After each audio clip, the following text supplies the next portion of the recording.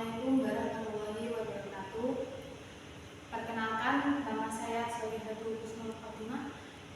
Saya di sini sebagai presentator kedua. Saya akan melanjutkan presentasi dari presentator pertama, yaitu Nasibul Ummah. Di sini saya akan membahas tentang kurikulum dan pembelajaran. Sebagaimana yang telah kita pelajari sebelumnya, pengertian kurikulum ternyata sangat luas. Keluasan ini akhirnya seringkali membingungkan guru dalam pengembangan kurikulum, sehingga menyulitkan perencanaan pembelajaran. Hilda Taba memandang kurikulum dari sisi lain yang lebih fungsional. Pendapat ini juga disetujui oleh tokoh lain, salah satunya adalah Tiller. Menurut Tiller, ada beberapa pertanyaan yang perlu dijawab dalam proses pengembangan kurikulum dan pembelajaran. Yang pertama adalah tujuan apa yang ingin dicapai. Jadi sebelum mengembangkan kurikulum dan pembelajaran, kita harus mengetahui tujuan apa yang ingin dicapai dari pengembangan tersebut. Ada beberapa tujuan yang bisa dirancang dulu oleh guru. Yang kedua adalah pengalaman belajar apa yang perlu dipersiapkan untuk mencapai tujuan. Jadi untuk mencapai tujuan tersebut, tujuan dari pengembangan kurikulum itu kita perlu pengalaman belajar yang seperti apa, yang bagaimana. Dan yang ketiga, bagaimana pengalaman belajar itu diorganisasikan secara efektif. Pengalaman belajar yang sudah dipersiapkan itu selanjutnya diorganisasikan untuk mencapai tujuan dari pengembangan kurikulum dan pembelajaran. Dan yang keempat adalah bagaimana menentukan keberhasilan pembelajaran. Atas dasar pandangan tersebut, guru dapat mengembangkan kurikulum untuk berbagai tujuan, baik tujuan jangka panjang maupun jangka pendek. Dimungkinkan, guru menggunakan berbagai variasi model pembelajaran dan media pembelajaran dalam mencapai tujuan pembelajaran atau kompetensi.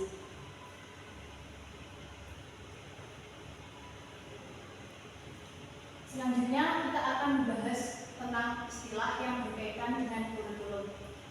Di sini ada 6 istilah yang berkaitan dengan kurikulum. Yang pertama adalah kurikulum ideal, yang kedua adalah kurikulum aktual, yang ketiga adalah hidden kurikulum atau kurikulum tersembunyi, yang keempat adalah kurikulum dan pembelajaran, yang kelima adalah skope, dan yang keenam adalah sequence.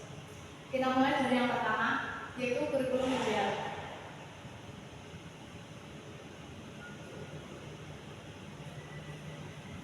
Kurikulum ideal adalah kurikulum yang dicita-citakan atau diharapkan sebagaimana yang dimuat dalam buku kurikulum. Kurikulum ideal ini merupakan kayak suatu kurikulum yang baik yang diharapkan dari kurikulum yang diterapkan di sekolah itu ya seperti ini kurikulum ideal. Yang kedua adalah kurikulum aktual.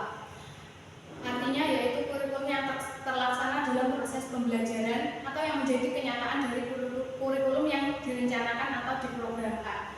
Kurikulum aktual ini biasanya bukan biasanya sih, tapi bisa jadi berbeda dengan kurikulum ideal karena tidak selamanya kurikulum ideal itu bisa diterapkan dalam sekolah. Jadi bisa jadi berbeda. Yang ketiga adalah hidden kurikulum atau kurikulum tersembunyi. Hidden kurikulum atau kurikulum tersembunyi. Kurikulum ini terjadi dari segala sesuatu yang mempengaruhinya. Mungkin dari pribadi guru, dari siswa sendiri, dari staf pegawai sekolah atau madrasah, dari kepala sekolah atau anggota-anggota lain yang ada di sekolah. Dan yang keempat adalah kurikulum dan pembelajaran. Kurikulum menunjukkan kepada suatu niat atau harapan yang dituangkan dalam bentuk rencana ataupun program pendidikan untuk dilaksanakan oleh guru di sekolah. Yang kelima adalah skope. Skope ini adalah ruang lingkup keluasan atau kedalaman materi. Jadi materi yang dimuat dalam kurikulum itu sampai sejauh mana gitu. Yang keenam adalah sequence. Sequence ialah urutan penempatan materi bahan atau pembahasan suatu mata pelajaran atau bidang studi yang akan dipelajari siswa pada tingkat kelas dan jenjang pendidikan tertentu.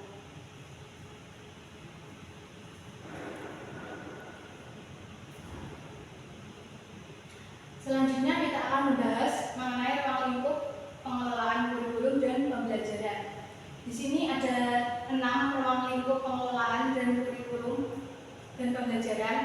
Yang pertama adalah perencanaan kurikulum, yang kedua adalah pelaksanaan kurikulum, yang ketiga penilaian kurikulum, yang keempat perbaikan kurikulum, yang kelima kegiatan pengelolaan kurikulum, dan yang keenam tahapan pengelolaan kurikulum. Yang pertama adalah perencanaan kurikulum. Perencanaan kurikulum itu apa ya? Perencanaan kurikulum itu sebuah perencanaan kesempatan belajar yang bertujuan agar dapat membina peserta didik ke arah perubahan tingkah laku yang diinginkan. Jadi perubahan tingkah laku untuk menjadi manusia yang lebih baik gitu.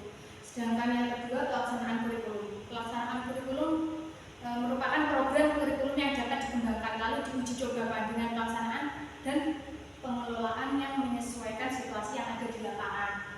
Untuk melaksanakan kurikulum itu kita perlu melihat situasi yang ada di lapangan dahulu seperti apa, jadi tidak bisa langsung diterapkan gitu. Yang ketiga adalah penilaian kurikulum. Penilaian kurikulum merupakan proses dari pembuatan pertimbangan berdasarkan kriteria dan disepakati dan dapat dipertanggungjawabkan dengan membuat keputusan mengenai suatu kurikulum. Yang keempat adalah perbaikan kurikulum. Perbaikan kurikulum merupakan peningkatan kualitas pendidikan yang disoroti oleh dua aspek. Yang pertama proses dan yang kedua adalah produk. Selanjutnya adalah kegiatan pengelolaan kurikulum. Kegiatan pengelolaan kurikulum dibagi menjadi dua. Yang pertama adalah berkaitan dengan tugas guru dan yang kedua adalah berkaitan dengan proses pembelajaran. Kita akan bahas dulu yang berkaitan dengan tugas guru ini dibagi menjadi dua. Yang pertama pembagian tugas pembelajaran dan yang kedua pembagian tugas untuk membina kegiatan ekstrakurikuler. Dan kegiatan yang berkaitan dengan proses pelaksanaan pembelajaran ini ada 6. Yang pertama adalah penyusunan tentang jadwal pelajaran, yang kedua penyusunan program pelajaran, yang ketiga pengisian daftar kemajuan kelas, yang keempat kegiatan pengelola kelas, yang kelima penyelenggaraan evaluasi hasil belajar siswa, dan yang keenam adalah laporan hasil belajar tentang kegiatan bimbingan dan penyuluhan. Selanjutnya adalah kegiatan pengelolaan kurikulum. Kegiatan pengelolaan kurikulum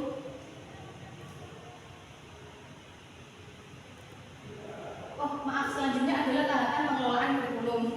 Tahapan pengelolaan kurikulum dibagi menjadi dua. Yang pertama adalah tahap perencanaan. Tahap perencanaan ini dilakukan oleh guru, kepala sekolah, ataupun pengawas, ataupun tenaga pendidik lainnya. Dan yang kedua adalah tahap pelaksana.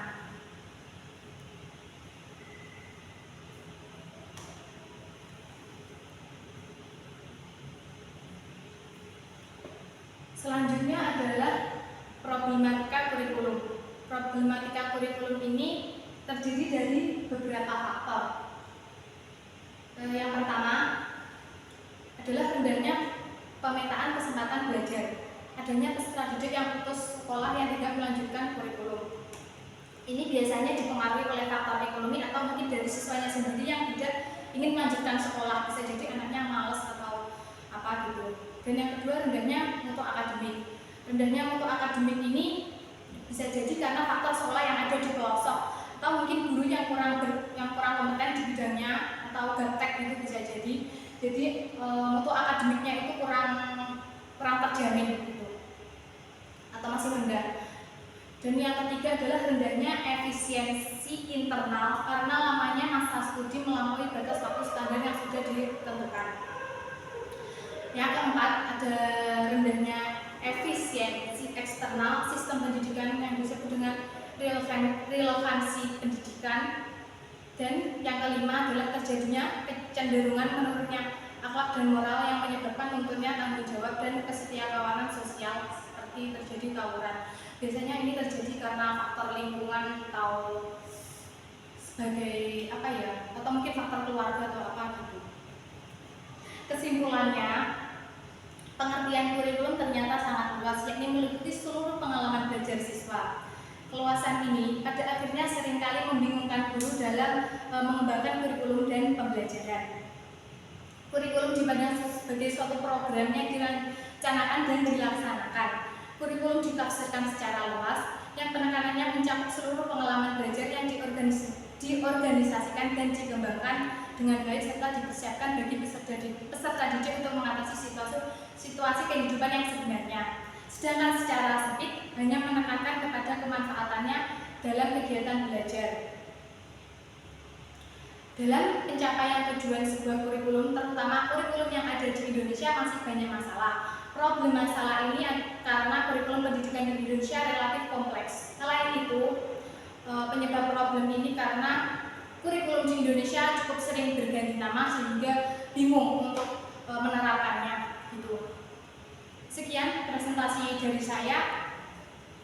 Wassalamualaikum.